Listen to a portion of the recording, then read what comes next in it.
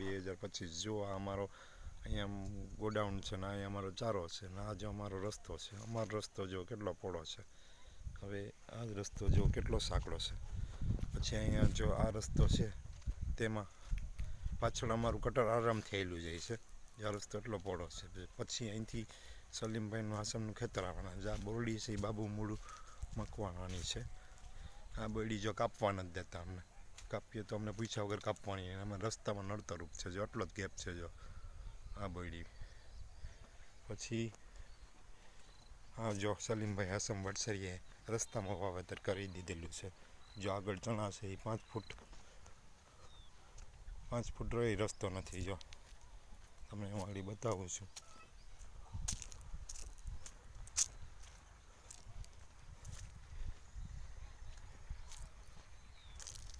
જો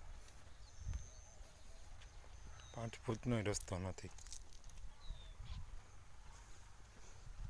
જુઓ આ જુઓ. પછી આ ડેલો છે.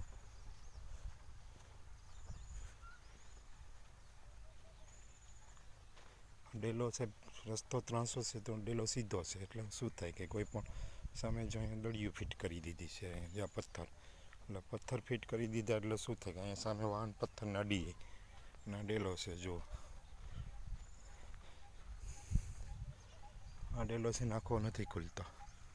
આ ખોલીએ ને આપણે અડધો જ ખુલે. આ ડેલો છે અડધો જ ખુલે. જો આ ડેલો આખો નથી ખુલતો. જો આ ડેલો છે 300 છે.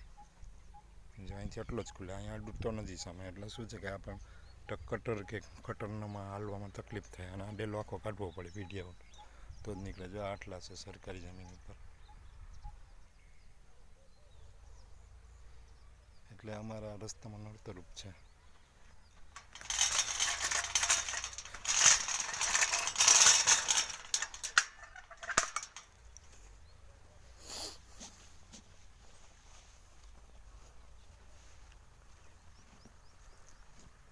જુઓ ભાઈ આ 5 ફૂટનો રસ્તો નથી. જો આમાં કેમ સાધન હાલે. અહીંયા બાજુ આમ ચણા વાવી દીધા.